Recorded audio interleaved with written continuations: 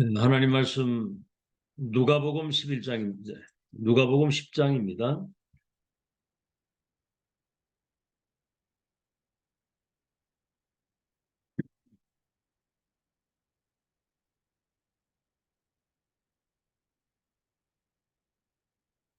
누가복음 10장 1절에서 20절까지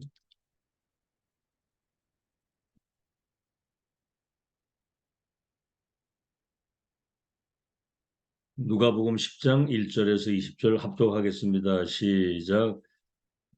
그 후에 주께서 따로 70인을 세우사 친히 가시려는 각 동네와 각 지역으로 둘씩 앞서 보내시며 이르시되 추수할 것은 많되 일꾼이 적으니 그러므로 추수하는 주인에게 청하여 추수할 일꾼들을 보내주소서 하라. 갈지어다 내가 너희를 보냄이 어린 양을 이리 가운데로 보냄게 같도다. 전대나 배낭이나 신발을 가지지 말며 길에서 아무에게도 문안하지 말며 어느 집에 들어가든지 먼저 말하되 이 집이 평안할지어다 하라. 만일 평안을 받을 사람이 거기 있으면 너희의 평안이 그들에게 머물 것이요 그렇지 않으면 너희에게로 돌아오리라. 그 집에 유하며 주는 것을 먹고 마시라.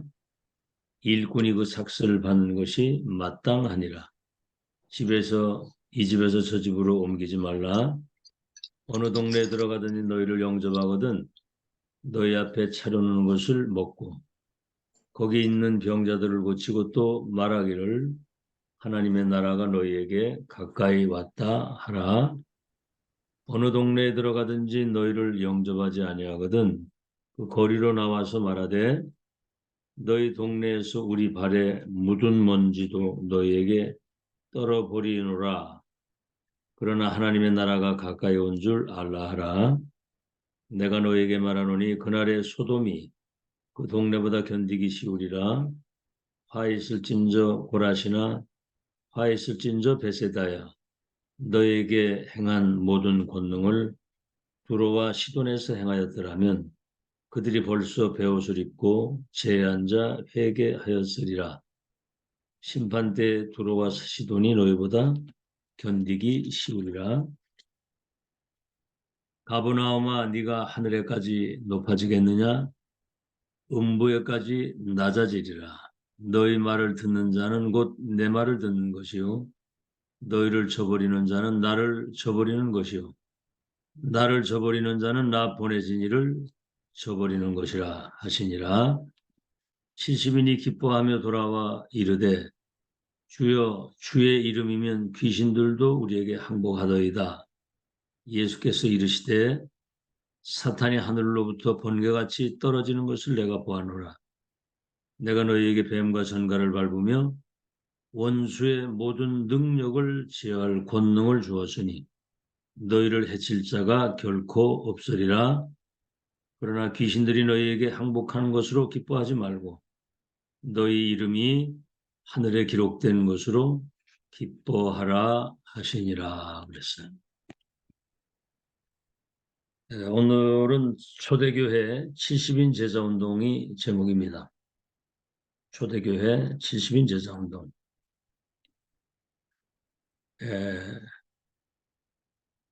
초대교회 70인 제자운동이 지금 이 시대 우리 속에도 회복이 되는 그런 시간표 속에 지금 저희들이 있습니다. 목사나 부교육자는 70군데 전도만 할 수 있는 그런 지교회를 세우라고 말씀을 하셨습니다. 다시 말하면 고기가 올 수 있는 어장을 만들어 놓으라 그 말이고요. 이것을 이제 대교구 제도라 그럽니다. 대교구 제도. 이게 참 이해하기가 쉬운 얘기가 아니죠. 대교구 제도라는 말은 시대에 보좌에 1000명이 통하는 절대로 무너지지 않는 망대를 세우라는 그런 말이거든요. 시대 천명이 통하라는. 그거 안 통하면 어느 날 한계에 부딪힙니다. 목사든 장로든 시대 천명이 통하지 않으면 결국은 자기한테 걸리고 환경에 걸리고 사람에게 휘둘리거든요. 그래서 3시대 살리는 영적인 시스템.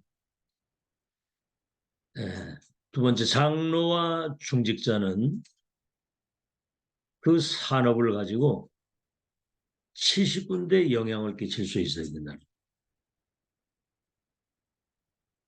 산업이 70현장, 70제자, 70현장에 70제자. 그래서 70지역. 이게 이제 70나라에까지 영향을 끼칠 수 있는 거거든요. 이렇게 되면. 빌립과 네시가 만났는데 아프리카 나라 70개 나라가 산 것처럼 그래야지만 세계복음화가 가능한 겁니다.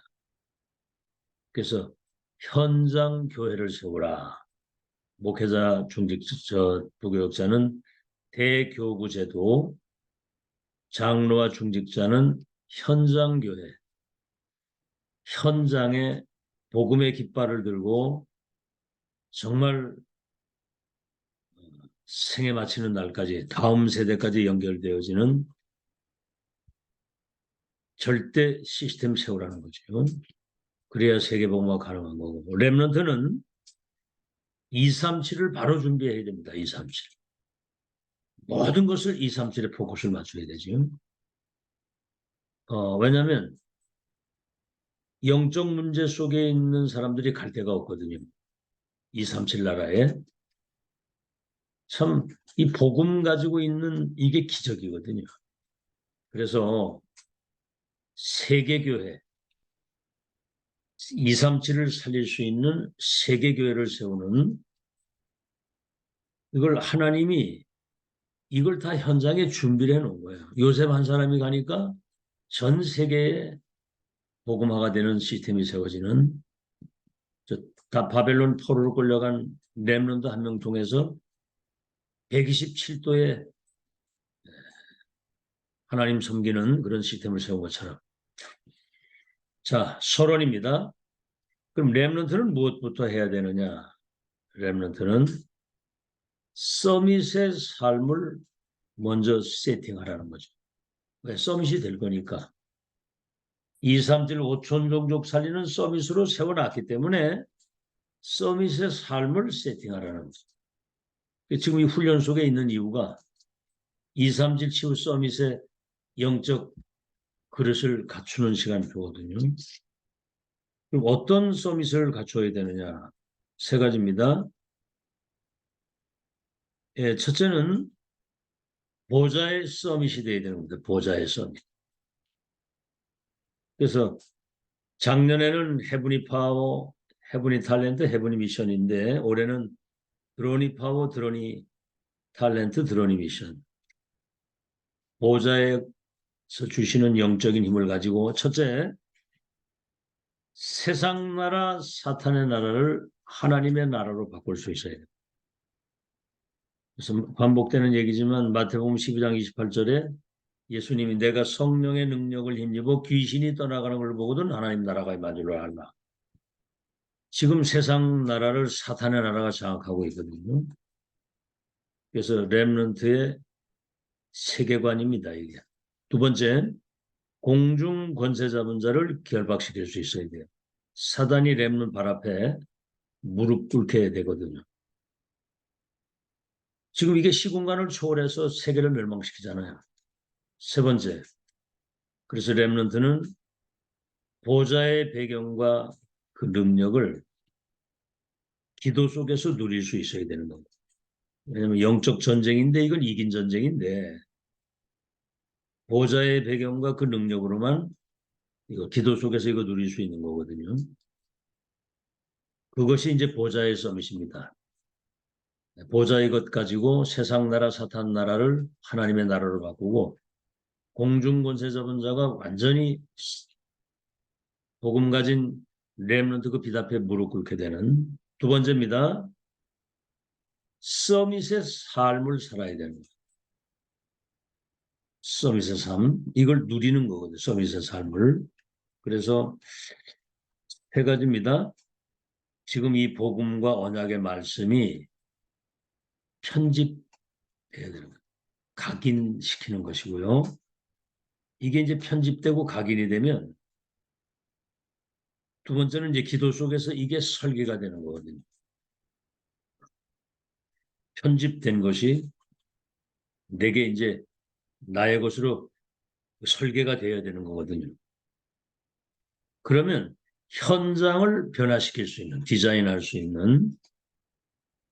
그래서 이번에 리더스 룸에서 그 5가지 망대 얘기를 했잖아요. 절대 언약, 절대 비전, 절대 드림, 절대 이미지, 절대 작품. 이렇게 돼서 아주 300% 믿음을 가져야 된다고 말씀했어요. 나를 살리고 만남을 살리고 현장을 살리는 서밋의 삶을 살아야 되는 거죠. 그래서 지금 중직자나 렘넌트나 계속 지속 반복. 사교단에서는 듣지도 보지도 못하는 이런 영적 사실이 세팅되도록 지속 반복하는 겁니다. 알겠죠? 뭘 이뤘다 뭐 됐다 이런 얘기도 하지 마시고 이거는 죽을 때까지 하는 거예요. 영적 전쟁입니다. 여기는 휴전이 없어요. 사단에게 지느냐 아니면 이거 결박시키느냐 그거거든요. 불신앙이냐 믿음이냐. 불신앙 들어가면 죽는 거예요. 오직 의인은 끝까지 믿음으로 사는 겁니다. 하나님 앞에서. 그렇죠? 현실에 속지 말고 절대 가능하게 하시는 하나님의 역사하시면 간단한 거거든요. 믿음 없어도 안 되지. 딴 게 문제 아닙니다. 불신앙 때문에 아무것도 안 되는 거예요. 세 번째, 오직 유일성 재창조. 오직 유일성 재창조. 그리스도 하나님의 나라 성령의 역사. 갈보리산, 감남산, 마가다락방. 그러면 237의 답이 나옵니다. 한마디로 말하면 237이 내 손에 있는 거예요. 11별과 해와 달이 내게 절하게 될 것이다. 이렇게 되는 거거든요. 그렇죠? 그래서 렘넌트 때 이걸 하면은 이걸 준비되면 무조건 승리하는 겁니다. 그래서 다윗 같은 그 렘넌트는 목동 시절에 이미 영성, 지성, 실력 다 갖췄거든요. 그걸 준비하고 있으니까 사무엘 통해서 1000명이 와 네가 왕이 될 것과 언약궤 모실 성전 건축. 중직자도 똑같습니다. 보좌의 서밋 세팅돼야 되고 이 보좌의 축복을 삶으로 누리는 다시 말하면 서밋의 삶이거든요. 그래서 오직 유일성 재창조 OUR 시스템을 딱 갖추게 되면 무조건 승리하는 겁니다. 뭐 사단이 이건 뭐 바로 무릎 꿇는 거죠. 이게 뭐 불신앙이 들어올 틈이 없습니다. 이렇게 되면 24 이걸 누리게 되니까 자 이때 이제 렘넌 데이 때 주신 말씀인데 사과입니다. 사과. 일과가 뭐냐면 핍박 속에 답이 있다. 이걸 이제 포럼해야 됩니다. 핍박 속에 답이 있다. 예수님이 가장 많이 하신 말씀 첫째입니다. 하나님의 나라와 그 일을 40일 동안이나 말씀을 하셨거든요. 이거를 1000명으로 딱 붙잡아야 돼요. 자, 그러면 이제 뭐지요? 두 번째, 70인 제자들이 이제 이걸 본 거죠. 현장 보내실 때 5가지 특징이 있죠. 5가지. 예수님이 친히 가시려고 하는 그곳을 대신 보내시는데 첫째입니다. 2명씩 짝을 지어서 보냈어요. 2명씩. 보내시면서 그런 얘기를 하시죠. 양을 이리 가운데 보내는 것과 같다. 그렇기 때문에 하나님이 함께 하시는 영적 배경이 아니고는 잡혀 먹거든요. 두 번째, 예수님이 직접 가셔야 될 모든 지역의 현장에 그들을 보내신 거예요. 그러면서 세 번째는 뭐죠? 귀신 들리고 병 들고 눌리고 죽어가는 사람들을 치유하라는 거죠. 불치병이라든가 뭐 이런. 그래서 복음이 정확하게 들어가서 전달되면은 운명이 바뀌기 때문에 근원적 치유가 되는 거예요. 근원 치유. 그래서 치유하고요. 네 번째는 뭐냐면 하나님의 나라가 가까이 왔다. 하나님의 나라. 다섯 번째, 너희를 핍박하고 때로는 대적하고 어렵게 할 때에 기뻐하라는 거죠. 천국이 너의 것이고 상급이 있다는 거죠. 너희를 영접하는 자는 나를 영접하는 것이고 나를 영접하는 자는 나 보내신을 영접하는 것이고 너희를 저버리는 자는 나를 저버리는 것이요 나 보내신 이를 저버리는 것이라고 그랬거든요. 이거는 여러분이 가지고 있는 이 복음과 천명 받지 않으면 바로 그건 저주입니다. 그거는. 아시겠죠? 세 번째, 그게 진짜 상급. 여러분의 진짜 상급이 뭡니까? 우리 대부분 물질이거든요. 여러분 그건 있다가도 없다가도 있는 것이지만 그런 것들의 주인이 되신 그 하나님 나라의 생명록에 여러분의 이름이 기록되어 있다는 것. 그걸 기뻐하라는 거죠. 귀신이 우리에게 막 항복하이다. 그것 때문에 기뻐하지 말고 네 이름이 하늘나라 생명록에 기록된 것을 기뻐하라. 아브라함도 그랬잖아요. 두려워하지 마. 내가 너의 방패고 내가 너의 상급이야. 하나님이 나의 아버지, 내가 그의 자녀. 이보다 더 큰 축복이 어디 있습니까? 그건 빼놓고 엄한 그 뭐 사사로운 그 일에 엮여가지고 그냥 이렇게 그러고 하는 거 보면 참 답답하죠. 여러분 오늘 정말 생명록에 기록된 것 때문에 감사하는 여러분 되시기 바라고 드론이 파워, 드론이 탤런트, 드론이 미션, 보좌의 것을 누려야 공중권세 잡은 자 이 못된 마귀가 여러분의 그 약점과 허점을 공격을 못한다 이 말입니다. 지금 세팅 안 되면 큰일 나는 거예요. 지금 세팅 안 되면. 핍박 속에 답이 있다. 두 번째, 많은 사람들이 싫어하는 것에 답이 있다. 많은 사람들이 싫어하는 것에. 첫째입니다. 세례 요한이 유대인에게 그 헤롯에게 목이 날아갔잖아요. 죽임을 당했죠. 왜 그러지요? 예수님의 선구자입니다. 회개하라 천국이 가까이 왔다. 나는 물로 세례를 주지만 내 뒤에 오시는 분은 불로 세례를 주실 것인데 나는 그분의 신발끈 끌을 자격도 없는 사람이다. 여러분 정확한 이 그리스도의 선구자잖아요. 내 뒤에 오실 그리스도. 그러니까 사단은 그리스도를 제일 두려워하고 제일 싫어합니다. 알겠죠? 속지 말아야 돼요. 고린도후서 4장 4절에 이 세상신 악한 사단이 사람들의 마음을 혼미케 해가지고 복음의 영광의 광채를 바라보지 못하도록 혼미케 한다고 그랬거든요. 그 정확한 복음 들고 갈 때 이 혼미케 하는 흑암이 결박되기 때문에 사람들이 이 마귀가 시켜가지고 이걸 싫어하게 한다는 거부하도록. 두 번째, 예수님의 가르침을 또 거부했어요. 예수님의 가르침을. 뭐냐면 예수 믿으면 구원받는다. 믿으면 구원받는다. 그렇죠? 근데 이 사람들은 율법을 지켜야지만 구원받는다라고 생각하고 자기들이 뭔가 그 율법 조문을 많이 만들어가 이걸 지켜야 되는 거죠. 다시 말하면 복음이 이해가 안 되기 때문에 다시 말하면 원죄를 모르기 때문에 복음의 가치와 소중성을 모르는 거예요. 원죄를 알다면 사단의 12가지 함정들 올무에 걸려있는 인간은 절대 불가능인데 복음으로만 그 운명에서 나오는 거거든요. 그러니까 이 복음을 모르는 거, 원죄를 모르니까 복음을 모르고 어떤 행위로 다 뭔가 구원받는 줄 알고 아마 바리새인들이 우리 교회 와가지고 신앙생활하면 여러분 감동받을걸요? 뭐 예배 한 번 안 빠지지. 그저 생명 걸고 예배 드리거든요. 헌금 정확하거든요.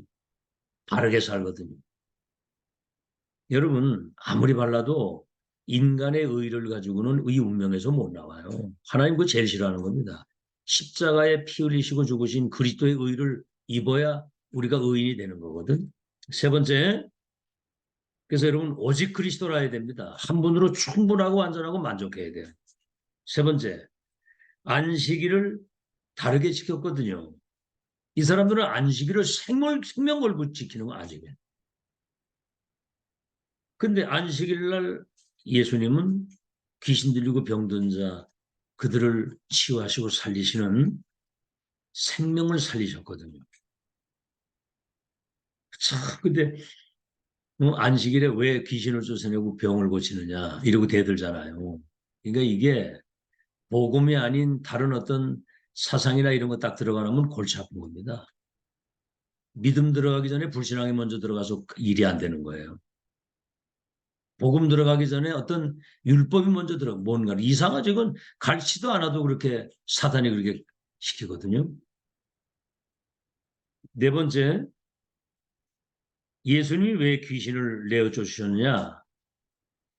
우리 눈에 보이지 않는 이 사단은 시공간을 초월해서 종교 속의 문화 속에 인간 속에 이게 파고드는 거거든요. 다시 말해 인간을 멸망시키는 거거든. 사단의 영이 임하면은 지옥까지 끌고 가잖아요. 후손까지 망하도록. 그러니까 예수님이 이 땅에 오셔서 처음 사역 40일 금식 기도하실 때 사탄이 떠나가고 천사가 와서 수종 들었다고 그랬거든요. 여러분 가는 현장에 흑암이 결박되는 역사 일어나기를 예수 이름으로 축원합니다. 다섯 번째 뭐가 있느냐면 예수님이 이제 그 형들과 그 가족들을 데리고 왔단 말이에요. 그러니까 여기 가족들이 왔습니다. 그러니까 나와 상관이 없다. 하나님의 뜻과 그 일을 이루는 것이 가족이다. 사실 어떻게 보면 가족을 어떻게 보면 이렇게 외면한 것처럼 이렇게 보이는 건데 예수님이 가족이라고 해서 뭐가 특별 대우하고 그러면 되겠습니까? 가족도 그리도 믿어야 구원받는 거예요. 아시겠죠? 그러니까 참 이거는 무슨 뭐 육신적인 거나 뭐 인정적인 거나 사람의 위로나 그 중요한 게 아니거든요. 거기 사람들이 다 속는 거예요. 여러분 사람의 위로나 도움은 그 한계 있습니다. 다. 위에서 내린 그 은혜 능력이라 해야 되지. 전도 선교를 할 수 있는 참된 제자를 세우는 하나님 나라의 일을 심부름할 수 있는 사람 세우는 게 그 전부 다거든요. 그 다음에 이제 삼과입니다. 삼과. 안 보이는 곳에 모든 답이 다 있어요. 자, 마태복음 13장 천국 비유 말씀하실 때 비유로 말씀하셨거든요. 그래서 알아듣지 못하게 하기 위해서 비유로 말씀하시고 제자들은 알아듣기 위해서 비유로 말씀하시는 겁니다. 가짜들이 이거 알아들으면 안 되잖아요. 그죠? 그래서 눈이 있어도 보지 못하고 귀가 있어도 듣지 못하고 깨닫지를 못하도록 비유로 말씀을 하시는 거예요. 자, 그러면 두 번째는 뭐지요? 눈에 보이지 않는 영원한 것. 여러분 씨 하나가 옥토가 씨 하나가 딱 떨어지니까 30배, 60배, 100배를 맺어 씨 안 보이게. 겨자씨 눈에 잘 안 보이잖아요. 그 생명이거든요. 이 씨 속에 생명이기 때문에 내중에 큰 나무가 돼서 새들이 깃들이는 거예요. 우리 생명 가진 우리들의 시작이 미약한 것 같아도 결과는 창대하게 되고 가루 서말 속에 누룩이 조금 들어가는데 전체를 변화시키는 거예요. 밭에 감추어져 있는 보아, 보아가 감추어져 있어 밭에. 이거 발견한 사람은 끝나는 겁니다. 그렇죠? 보따리 장사하는 것 같은데 값진 진주를 가지고 있는 거예요. 그 말이 뭐냐면 우겨 쌓임을 쌓이지 않고 거꾸로 탐을 당해도 망하지 않고 답답한 일을 당해도 낙심하지 않는 것은 질그릇 같은 우리 속에 보배 되신 그리스도가 계시기 때문에 우리는 망할 수가 없는 거죠. 아시겠죠? 자, 세 번째. 그런데 세례 요한이 죽임을 당했잖아요. 그 의미가 뭡니까? 여러분 여기서 우리가 중요한 걸 배워야 돼요. 우리는 뭐 내가 뭐 좀 하면 생색을 굉장히 내잖아요. 어? 그 생색 낼 거 없어요. 그것 때문에 응답을 못 받는 겁니다. 생색 내는 거. 요번에 그 바누아투 여러분 보셨죠? 저 섬나라 정말 가난한 나라 오직 가서 복음만 전하고 유치원 세우고 학교 세워서 오직 다른 생색 요만큼도 안 내고 가서 그렇게 정말 하나님 앞에서 헌신했는데 이번에 어떤 일이 벌어지느냐면요. 엑스포 지금 빈살만이라고 저 사우디하고 우리하고 붙었거든요. 그건 돈 가지고 지금 막 전 세계를 돌면서 엑스포 그 하려고 그러는데 이번에 그 엑스포 하게 되면 우리 국가 위상이 달라집니다. 근데 섬나라 14개 나라가 바누아투 중심으로 요번에 그냥 그 바누아투 대통령 오니까 막 나라에서 막 경호하고 뭐 난리 난 거예요, 이게.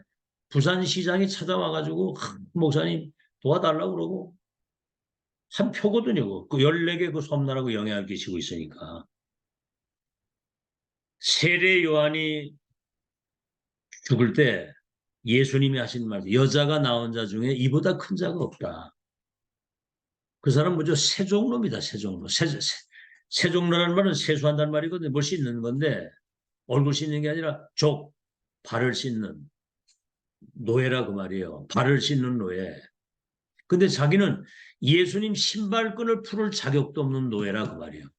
그만큼 그리스도를 높이고 그리스도의 그 영광을 나타내고 오직 그리스도만이 선포되도록 자기는 죽어도 괜찮다는 거지. 이 사람이 제자입니다. 이 사람이 전혀 생색을 내질 않았어요. 응?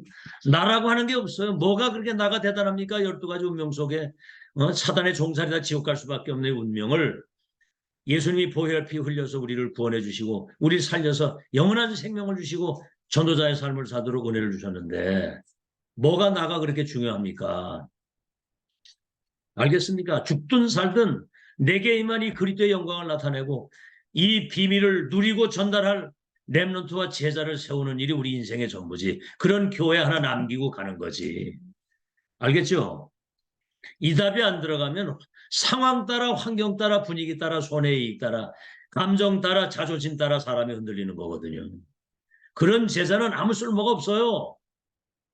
그런 제자는 사단을 못 이깁니다. 영적 전쟁을 못 해요. 아시겠죠? 나를 나타내는 거 그렇게 중요한 게 아니라 나를 통해서 그리스도의 영광이 나타나는 거 그게 삶이지.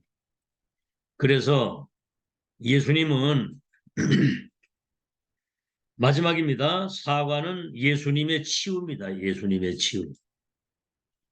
예수를 만나서 구원받은 사람은 근원적인 운명이 바뀐 거예요. 근원적인 답, 근원적인 치유, 근원적인 능력, 근원적인 운명이 바뀐 거거든요. 예수님 만난 사람은 첫째입니다. 초자연적 치유.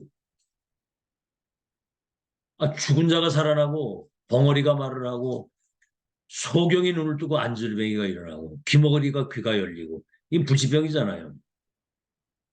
난치병이라고 하는 거는 치료가 되는 것이지만 잘 안 낫는 것을 말하고 불치병은 의술로 못 고치는 거예요. 인간이 못하는 겁니다.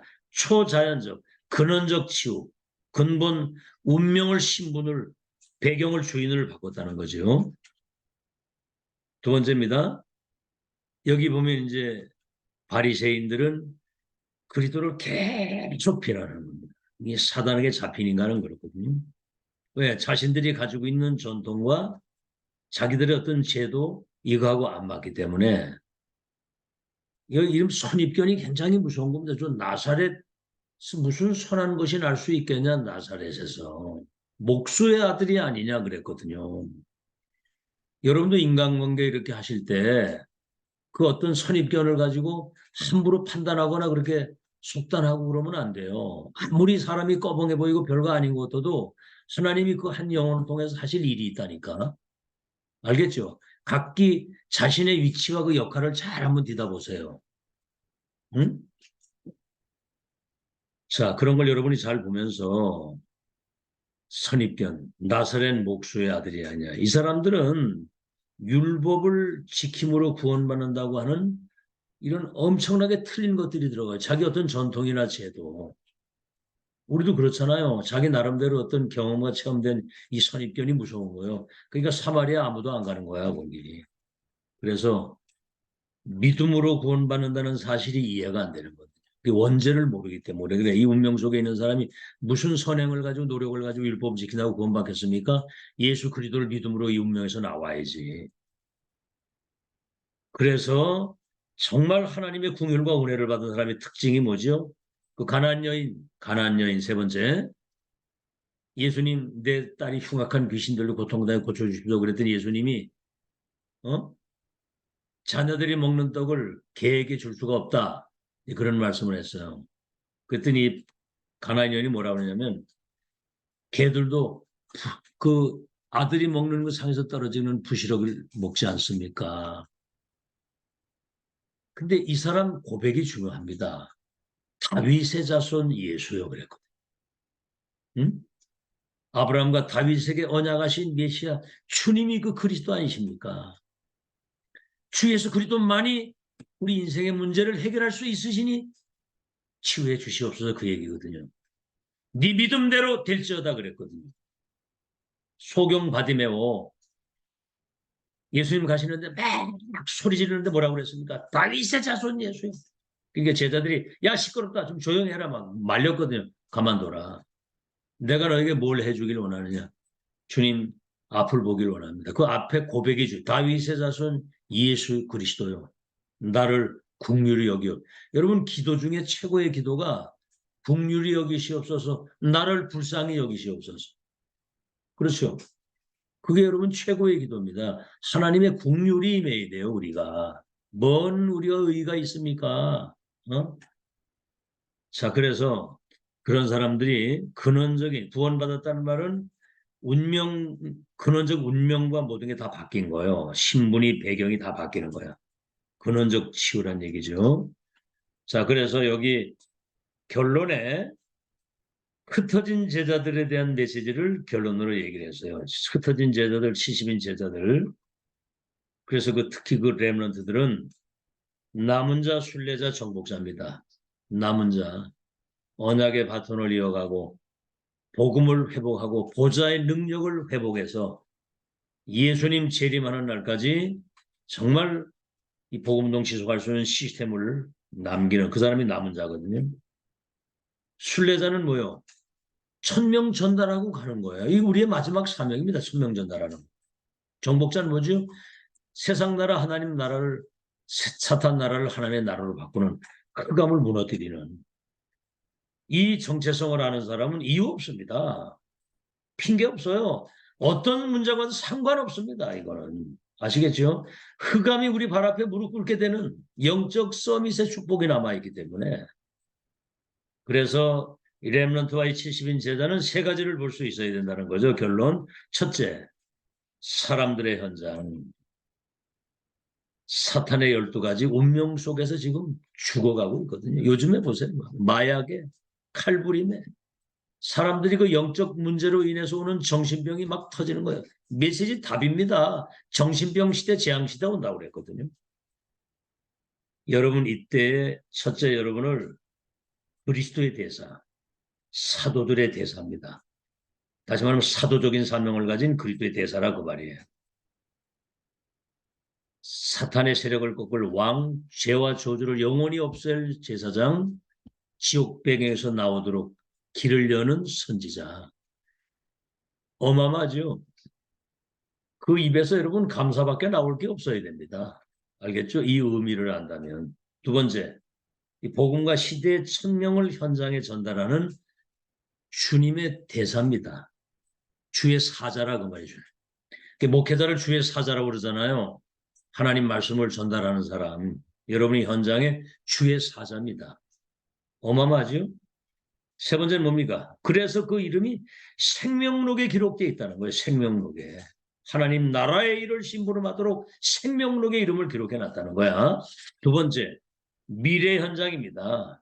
앞으로 미래의 영적 문제로 인해서 정신병 시대가 와가지고 흑암 재앙이 덮치는데 다른 것 가지고는 절대로 아닙니다. 갈보리산, 십자가에서 모든 거 다 이루었다고 하시는 갈보리산 그 그리스도. 감람산, 부활하신 주님이 40일 동안 하나님 나라의 일에 대한 미션을 주신 감람산의 언약, 마가다락방 기다리라. 이 갈보리산 언약과 감람산 언약이 세계화되고 땅까지 증거되려면 성령 충만 받아야 되니까 마가다락방의 약속. 권능받고 증인이 되리라. 미래의 희망은 138의 언약 이외에는 없습니다. 알겠죠? 다른 거 가지고는 절대로 안 돼요. 미래의 희망은 오직 그리스도 하나님의 나라 성령의 충만. 세 번째입니다. 나의 현장. 뭐지요? 그 현장에 이 답을 가진 사람에게 70인 제자. 그렇죠? 준비되어 있고 숨겨져 있고 예비되어 있고 감춰놔 있다 이 말입니다. 그래서 결론은 뭐죠? 그 사람 만나서 답 주면 되는 거예요. 결론은 다락방 운동 속에 다락방 의미를 진짜 알고 다락방 운동 속에 들어온 사람은 경쟁자가 없습니다. 앞으로 그 진가를 발휘할 시간표가 와요.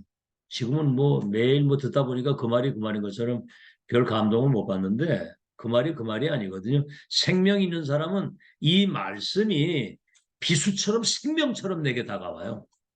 알겠죠? 저는 전할 때도 정말 이거는 아무개나 주시는 은혜가 아니구나. 아시겠죠? 무조건 승리하게 돼, 무조건 승리하게.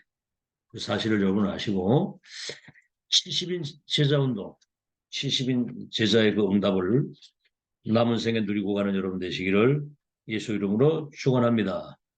하나님 감사합니다. 목회자, 부교육자는 70군데 지교회 1000명이 소통되는 대교구 시스템을 남기고 장로 중직자는 70현장에 영향을 끼칠 수 있는 70제자 70지역 70나라 그리고 렘넌트는 237 서밋으로 준비되는 그 언약을 우리에게 주신 거 감사합니다.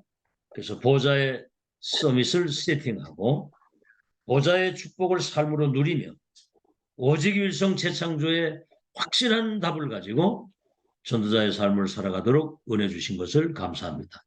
핍박 속에 답이 있고 사람들이 싫어하는 곳에 답이 있고 안 보이는 곳에 모든 것이 다 감춰져 있고 예수님이 하신 그 치유의 역사를 우리도 가서 정말 삼중직의 그 대사의 직분을 가지고 죽어가는 현장을 치유하는 시대 치유사가 되도록 축복해 주시옵소서.